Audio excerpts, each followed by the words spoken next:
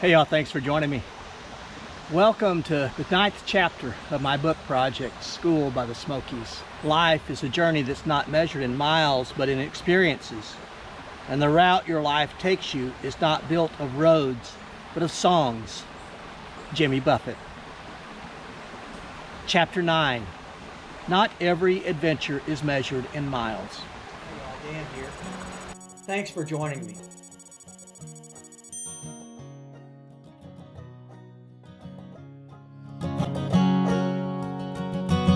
I'm wondering if you'd go wandering with me through the wilderness and woods to where the winds are blowing free, through the darkness of the night, heading toward the morning light. I wonder if you'd wander with me.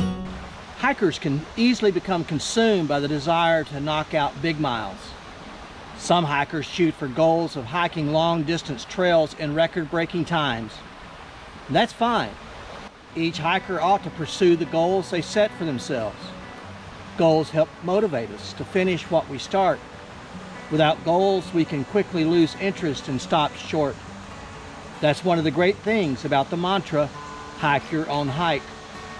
I don't tell anyone else what their goals should be, and ultimately, I must follow my own purposes for enduring the challenges of the trail for days, weeks, and months. The miles are less important to me than seeing new sights. Maybe that's one reason I like to video my journeys. I want to remember and to share these experiences.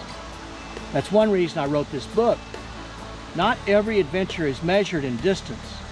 Some are measured by the heights the paths take you. Not every journey can be measured in miles.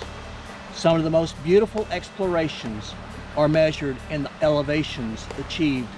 I was introduced to this maxim about height-measured adventures during my first outing on the Appalachian Trail. It was that trip where I caught the hiking fever. My brother Rick and I hiked a section near Erwin, Tennessee. The ups and downs, which are familiar now, surprised me back then. It seemed that the climbs were endless. The trail went up the steepest sections in a serpentine pattern of switchbacks. This was like traveling on curvy roads. We walked back and forth, but ever upward. I would see the sky peeking through the trees at the top of a section and breathe a sigh of relief as I thought this would be the end of climbing, at least for a little while. But to my surprise, the trail simply switched back and then the up continued. It was a cruel joke, and I could almost hear the trail laughing, but I didn't find the humor. And suddenly I was standing on top of Big Ball, and I could see the views all around. The actual reward was discovered in the heights. The miles were just the price of the ticket to get there. The trail continued to play that same trick over and over. It quickly stopped being funny. I'm not sure I ever saw its humor. However, I learned to embrace the trail for what it was. The joke was simply endured, like an old uncle who repeats the same tale at every family gathering. We learned to accept the annoying for the pleasures of the relationship. The rewards of seeing the streams, flowers, wildlife, and mountain heights make it all worth it. In fact, the rewards far exceed the price. Rick and I planned another hike out west. He wanted to hike in Wyoming, but it was getting a little late in the year, and I asked some of my hiking friends for suggestions. One said that the Wind River Range of Wyoming was his favorite place. It soon became mine too. I spoke to a few others who had hiked that area, watched a few videos, and suggested that Rick and I begin at the Big Sandy Trailhead and walk a circular loop that would take us east to the Big Sandy Lake, north through Jackass and Texas passes, west in front of the Cirque of the Towers, and back south down the Continental Divide to the trailhead where we had started. It was a 4-day, 3-night trip that covered about 30 miles. We both thought it would be an easy trip. We might get done in 3 days. We were wrong. The first section covered 6 miles with only slight elevation gain. The trailhead sits at 9,113 feet. and the lake was only 603 feet higher. We had not planned for the windstorm that had blown through the area 2 weeks earlier. The storm had uprooted many trees, and the rangers warned us that we should plan for a long first day of hiking. We encountered a few blowdowns, but it really wasn't bad. We had no idea what lay in wait for us a few days later. Rick and I discussed the possibility of hiking through Jackass Pass on that first day. We opted to tackle that hurdle on fresh legs the next day. It proved to be a wise choice. We pitched our tents off the trail on the east end of the lake. It was a lovely place. Prairie grass covered the rolling hills that surrounded us, and our tents sat on soft, flat ground. A couple of other campers were packing up from the night before. They had just hiked for a one-night stay to see the canopy of stars that filled the clear sky. No light pollution to contend with. The stars are as breathtaking as the mountains that lay ahead of us. Distance really didn't mean much. We'd only walked 6 miles to this place, but the experience took me all the way back to my childhood of sleeping outside on our hill in the country and seeing the Milky Way cut its path through the stars, picking out the planets and trying to identify the constellations while wondering how ancient astronomers could see scorpions and bulls in the star formations. They must have had great imaginations. This night was measured by much more than the miles we had walked to get there. The next morning was crisp and clear, with temperatures around 28 degrees. A light glaze of ice coated our tents. My puffy jacket and gloves felt good. I could see the mountains that we would ascend. They were beautiful and intimidating as they stood on the northern horizon. The lake sat still to the west, and the spruce trees thickly bounded the southern and eastern views from our tents. After admiring the beauty and enjoying breakfast in the cool, fresh air, we packed and started on our way to the trail that would lead us up and over 2 big climbs of the trip. The first climb was through Jackass Pass. I had read that this was the most challenging of the 2 passes. I didn't find it true. The elevation played with our breathing, but neither of us experienced any elevation sickness as we ascended from 9,719 feet up to 10,790 feet over a 3-mile walk. We then walked down about 620 feet to Lonesome Lake before ascending again to 11,443 feet and 1 mile to go through Texas Pass. That 1,300-foot ascent was taxing but amazing. The wind whipped across the landscape on top of barren rocks. A wooden sign understated the landmark. I felt like I was walking on the moon or some planet. To give you a picture of these heights, Clingman's Dome sits at 6,612 feet, and it's the tallest point on the Appalachian Trail.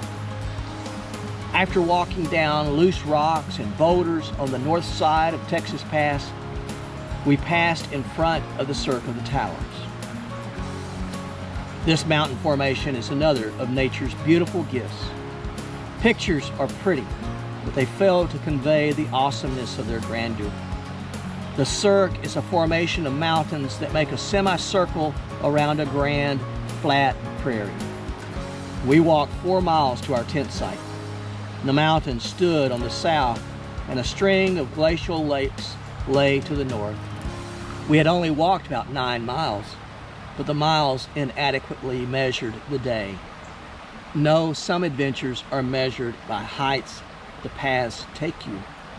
Some of the most beautiful explorations are measured in the elevations achieved. 2 examples of adventures measured in heights but not miles were not in the Smokies. They were on the section that I had missed by getting off the trail for a couple of weeks.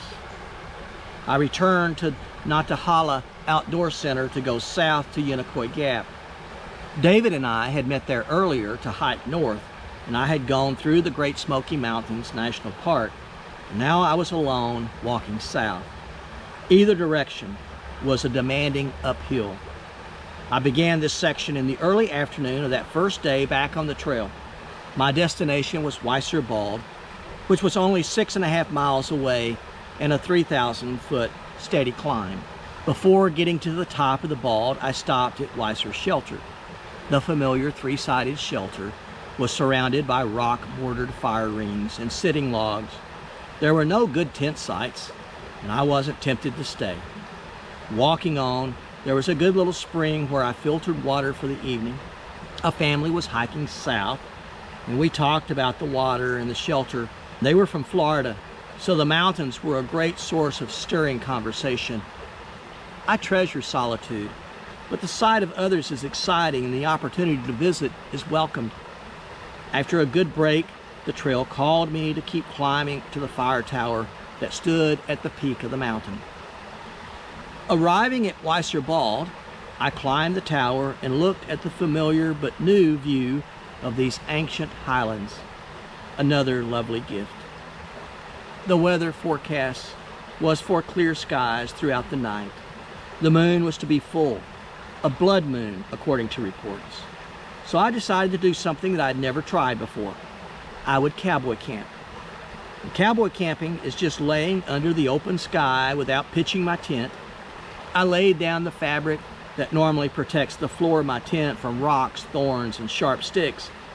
The air mattress was next, and my sleeping bag on top. Several folks walked up to the top of Weiser Bald. They didn't intend to spend the night, but only to enjoy the view. About 12 of us stood on top of the fire tower when one young man asked his girlfriend to marry him. It was a sweet and unexpected moment to witness their engagement. I couldn't decide which reward was greater, the view or seeing young love flourish. Perhaps it wasn't an either-or, but a both-and reward. Perhaps the combination of proposal with the mountain vista in the background was greater together. I continued past Weiser Bald toward Waya Bald. Waya Bald was very different. The fire tower on top of Weiser was built of steel and looked like a large spider web sticking up in the sky. The top was a flat wooden platform with no walls and an unobstructed view around the entire perimeter. Waya Bald also included the tower. The tower was a stone-walled structure with a roof. Clouds were beginning to fill the sky. I arrived early in the morning with hopes to see the sunrise. And just as the sun began to break through the dim eastern horizon, the clouds rolled in and diffused the view like smoke. It was still beautiful, but I witnessed a different beauty. As I began to prepare breakfast, the shelter of the tower protected me from the wind. Suddenly the clouds ripped open, and briefly the sun rays poured through with creation's light show on full display. I had walked the distance and climbed the mountain in the dark, and it was worth it. The heights were more memorable than the miles. The journey had become more than the accumulation of miles. It had revealed a beauty that can only be measured in the heights attained. The trail continues to reveal itself to me as I learn to trust her. I'm wondering if you'd come wandering my way. If you ever get lost, or if the trail leads you astray, the music of the pack can always bring you back. I wonder, can we wander away? And I'll spread the word